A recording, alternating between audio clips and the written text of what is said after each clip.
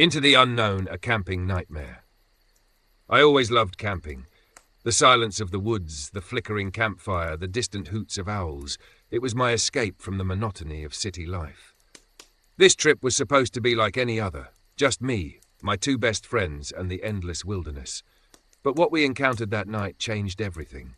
We had set up camp deep in the forest, far from any roads or civilization. As the fire crackled, we exchanged ghost stories and laughed at our own paranoia. The night was clear, stars stretching endlessly above us. Then around midnight something shifted. The crickets stopped chirping. The wind died down, the silence was deafening. Then we saw it. A blinding light, brighter than the full moon, descending from the sky. It hovered above the treetops, casting eerie shadows across the ground. At first we thought it was a helicopter, but there was no sound. No rotor blades, no engine hum, nothing. "What the hell is that?" Jake whispered, his voice barely audible. None of us answered. We just stared, paralyzed by the sheer unnaturalness of it all. The light pulsed, growing larger, closer. The air felt charged, like before a thunderstorm, but there was no lightning, just that terrible, soundless glow. Then, without warning, everything changed. A beam shot down, bathing our campsite in a cold, white light. My skin tingled as if a static charge had crawled over me. I turned to run, but my legs wouldn't move. I glanced at my friends, both frozen in place, their eyes wide with terror. The light intensified, and suddenly I wasn't in the woods anymore. I was somewhere else. A metallic room, walls smooth and seamless. A sickly sweet smell filled the air. My breath came in ragged gasps. My body felt weightless. Shadowy figures moved in the periphery of my vision, tall, thin, inhuman. Their eyes, black voids, seemed to bore into my soul. I tried to scream, but no sound came out. Then darkness. I woke up back in the forest, lying next to the dead campfire. My friends stirred beside me, their faces pale and drenched in sweat. None of us spoke. None of us needed to. We packed in silence, hiking out of the woods as fast as our shaking legs could carry us. But the nightmare wasn't over. That night, as I lay in my bed, I felt the same eerie stillness. No cars passed by. No wind blew against my window. My phone, fully charged before I slept, was now dead. And then, just as I closed my eyes, I heard a whisper. Not in my head, not in my dreams. Right beside me. I shot up, gasping, but my room was empty. The sensation of cold fingers brushing against my arm lingered. My heart pounded as I checked the locks, peering outside into the night. A shadow moved past my window, though there was no one there. Over the next few days, the paranoia only grew. I woke up with bruises I couldn't explain, vague memories of floating, of distant voices speaking in a language I didn't understand. Jake and Eric refused to talk about that night, but I knew they were experiencing the same thing. The bags under their eyes, the way they jumped at the slightest noise, it was clear we hadn't just imagined it. And then the nightmares started. They weren't normal dreams, they felt too real. Cold metal against my back, unblinking eyes staring down at me, the sensation of something being taken from me, something unseen but vital. Each morning I woke up exhausted, as if I hadn't slept at all. One night I set up a camera in my room, desperate for answers. What I saw the next morning made my blood run cold. The footage showed me sleeping peacefully, until at exactly 3:33 a.m. I sat up. My head tilted unnaturally, my eyes open but unfocused. Then slowly I stood up and walked out of frame. I never left my room that night, or at least I thought I hadn't. The days blurred together. I stopped going outside, stopped answering messages. My job fired me after too many unexplained absences. But I didn't care. I couldn't care. My only focus was staying awake, keeping the lights on. Yet no matter how much caffeine I drank, exhaustion always won. Then one evening there was a knock at my door. 3 slow, deliberate knocks. I froze. No one ever came to my house. The peephole showed nothing but darkness. No porch light, no street lights, just an inky void where the world should be. I didn't answer. I couldn't. The knocks continued, each one reverberating in my skull. Then, after a long pause, a whisper seeped through the door. "We are not done." The next thing I knew, it was morning. I was lying in my bed, my clothes damp with sweat. My door was still locked. Everything appeared normal, except for one thing. My phone was on my bedside table, a new video waiting to be played. My hands trembled as I pressed play. The screen showed my bedroom, filmed from the foot of my bed. I was asleep, motionless, Then at 3:33 a.m. the blanket lifted on its own, a shadowy figure slid into bed beside me, and then it whispered my name. I don't go camping anymore. I don't even like to look at the night sky, because I know they're still out there, and I know they're not done with me yet. Camping had always been my escape. The silence of the woods, the isolation, the break from the noise of civilization, it was all I needed to reset. This time, I had decided to go alone, a mistake I would never make again. I arrived at Black Hollow Forest just before sunset. It was an untouched stretch of wilderness, miles away from any town.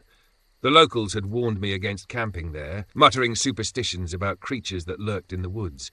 But I had laughed it off. Stories meant to scare outsiders, nothing more. I pitched my tent near a small clearing, surrounded by towering pines. As the last sliver of sunlight faded behind the mountains, I built a fire, cooked a simple meal, and listened to the sounds of the forest. The night was calm, peaceful, until it wasn't. A howl rang through the air, not distant, not from the mountains, but close. Too close. I froze. It wasn't the sound of a coyote nor a wolf. It was deeper, resonating through the trees, vibrating in my chest. Then came the second sound, leaves crunching, twigs snapping, something moving through the trees. I grabbed my flashlight and scanned the darkness. The beam caught the outline of something huge, standing just beyond the tree line. 2 amber eyes reflected back at me unblinking. Then it was gone. The underbrush rustled violently, the sound retreating into the distance. I exhaled, my breath shaky. Maybe it was a bear. Maybe I was overreacting. I doused the fire early, crawled into my tent, and forced myself to sleep. I woke up to the sound of heavy breathing. Not mine. Just outside my tent. I didn't move, didn't breathe. The thin fabric between me and whatever was out there suddenly felt like a death sentence. The breathing was deep, raspy, as if something huge was inhaling my scent. Then, a claw, long and sharp, scraped slowly against the fabric of the tent. My heart hammered. I reached for my knife, gripping it tight. Then, without warning, the tent collapsed. A deafening growl filled the air as the canvas was ripped away. The creature towered over me, its fur black as the night, its eyes burning with hunger. It wasn't a wolf. It wasn't a man. It was both. I didn't think. I ran, bolted into the trees, branches slashing at my skin. The sound of thundering footsteps followed. Impossibly fast. I didn't stand a chance. Something slammed into my back, knocking me to the ground. Claws sank into my shoulder, pinning me down. Hot breath washed over my neck. I twisted, driving my knife into its side. It howled in fury, recoiling just enough for me to scramble away. I ran, my lungs burning, my vision swimming. Then I saw the cabin. A small abandoned shack hidden among the trees. I didn't hesitate. I crashed through the door, slamming it shut behind me. Silence. Then a slow, deliberate scratching at the wood. It wasn't trying to break in. It was toying with me. I backed away, my breath coming in short gasps. My shoulder throbbed where its claws had torn through my jacket. Then the whispers began. Soft, low, in a language I didn't understand, coming from the darkness outside. Something slammed against the door. The entire cabin shook. The wood groaned under the pressure. Then, silence again. I stayed there until dawn, knife clutched in my shaking hand. When I finally dared to open the door, there was nothing outside.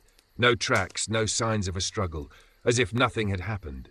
But when I looked down at my arm, my blood ran cold. 4 deep, clawed marks, already healing. I don't camp anymore. I don't leave the city. But sometimes when the full moon rises, I feel it. The hunger, the pull of the woods. And deep down I know the hunt has only just begun. Moonlit curse. I never believed in werewolves. They were just stories. Tales whispered around campfires, cautionary legends meant to keep children from wandering too deep into the woods. But now, as I sit here in my locked apartment, staring at the deep claw marks running up my arms, I know better. I was never supposed to be in those woods. It started as a simple weekend hiking trip, just me and my brother, Daniel. We had always loved exploring the wild, pushing further into the unknown.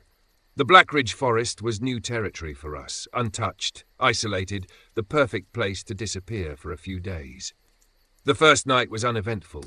We set up camp near a river, cooked our meals over the fire, and laughed about ghost stories we had heard as kids.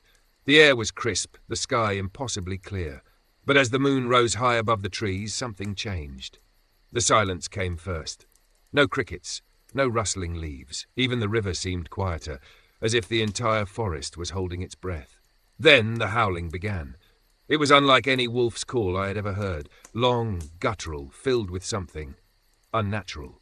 Daniel tensed beside me, his hand instinctively going to the hunting knife strapped to his belt.